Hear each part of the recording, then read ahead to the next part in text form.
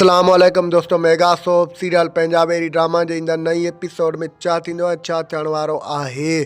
छा वॾेरो चाकर खान रूंडो जाबिर खान ऐं सावल वारनि खे घुराए सभिनी जूं ॻाल्हियूं सभु जेको आहे सभिनी जे अॻियां कंदो। छा कमीनो जाबिर खान वॾे चाकर खान खे ख़तमु करे छॾींदो। छा वॾे चाकर खान खे ख़तमु करण खां पोइ जेको आहे हसीना बेगम खे ख़तमु करे उन सॼी जेको आहे मिल्कियत ते कब्ज़ो करे सघंदो। छा रूंडो जेको आहे हसीना बेगम खे ख़तमु कंदो। इन जी सॼी तफ़सीलात ॼाणण खां पहिरियों जेकॾहिं तव्हां असांजे यूट्यूब चैनल ते नवां आहियो त महिरबानी करे असांजे यूट्यूब चैनल खे सब्सक्राइब करे घंटी जे बटन ते प्रेस करे नोटिफिकेशन ते ऑल करे छॾींदा। दोस्तों, तव्हांजो सब्सक्राइब करण सां को ख़र्चु कोन थो अचे, बहरहाल असांजी हौसला अफ़ज़ाई वधंदी आहे। हर दोस्त पंहिंजो शहर जो नालो कमेंट सेक्शन में ज़रूरु ॿुधाईंदा।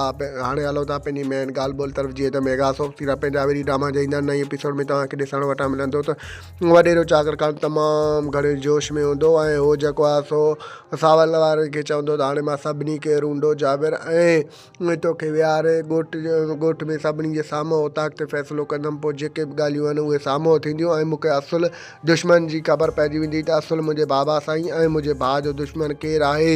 होॾां ॿिए तरफ़ तव्हांखे ॾिसण वटां मिलंदो त होॾो हसीना बेगम पंहिंजे लालच में त होॾो जाबिर खान पंहिंजे लालच में।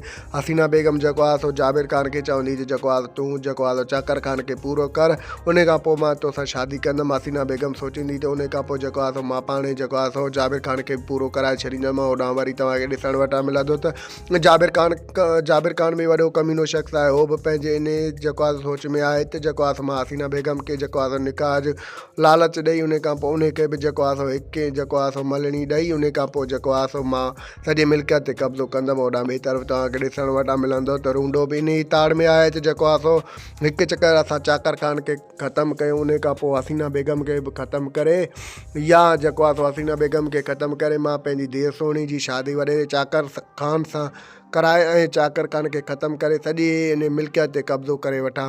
दोस्तों, असांजो रिपोर्ट तव्हांखे कीअं लॻो? जेकॾहिं पसंदि आयो हुजे त महिरबानी करे पंहिंजो क़ीमती राय कमेंट सेक्शन में ज़रूरु ॿुधाईंदा।